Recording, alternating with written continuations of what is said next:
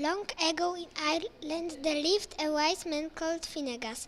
Everyone said that Finnegas was the wisest man in the world. Yet in spite of all his wisdom, Finnegas was not a happy man. Finnegas knew that he would never be really wise until he caught Fintan, an old Solomon that swam in the river Boyne. He was the Solomon of knowledge, and it was said they had great knowledge of things past and present. He could even tell the future, day after day, week after week, month after month. For 7 long years, Finnegas sat by the river training to catch Fintan. But the salmon was always too clever for him. No matter what trap or trick that Finnegas tried to use, Fintan would always escape. He'd just swim past Finnegas and eat the nuts from the old hazel tree. It was from these hazel nuts that Fintan got his great knowledge. Finnegas had tried to get the nuts himself, but he had never managed to do so. Tak.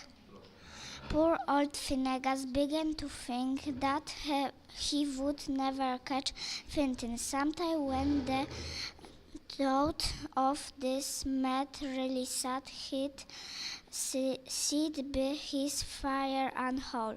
His howl was so loud that it carried as far as the house where Finn Macu was staying with his foster mothers.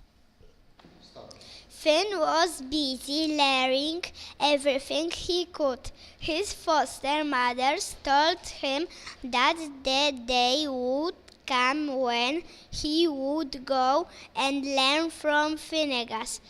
Soon that day came, and Finn left his foster mothers and headed off for the river Boyne.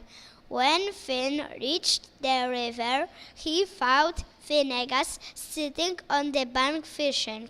Finn told him who he was, and he became Finnegas' pupil.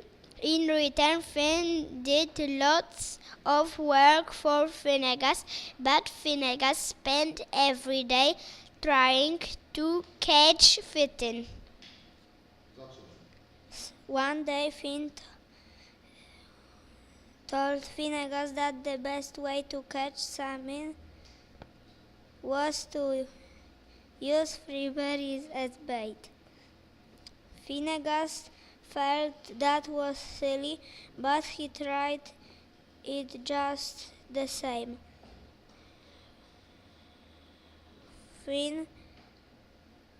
Fintan saw the free berries. He started to laugh. He laughed and laughed and laughed until he died.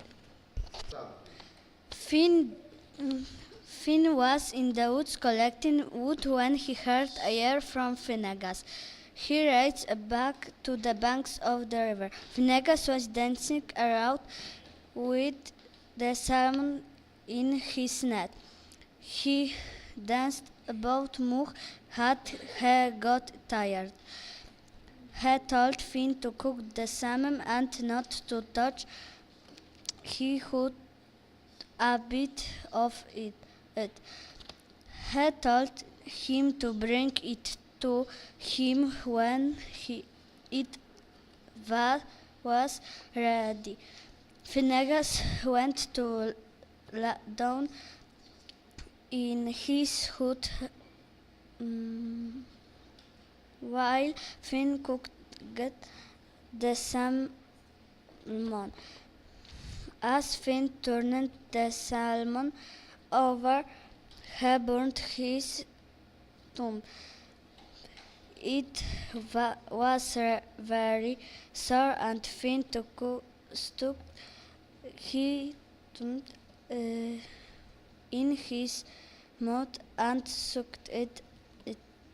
Not sooner had he begun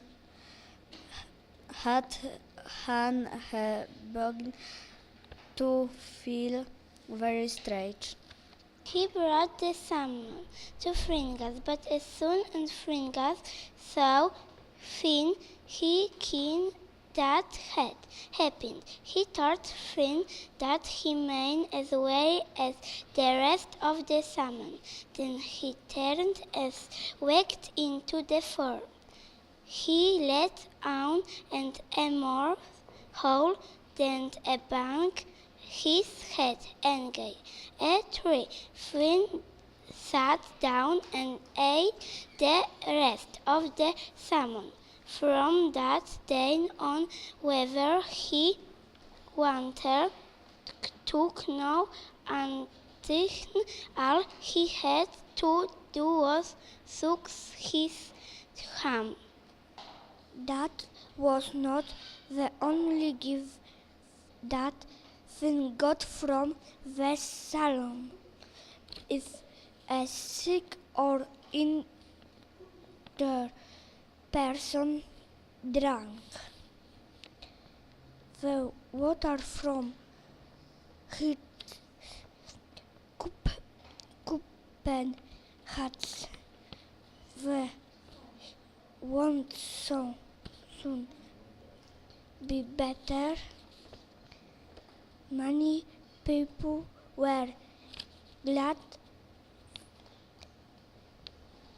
when he had what give only king on with old man with a very sore head.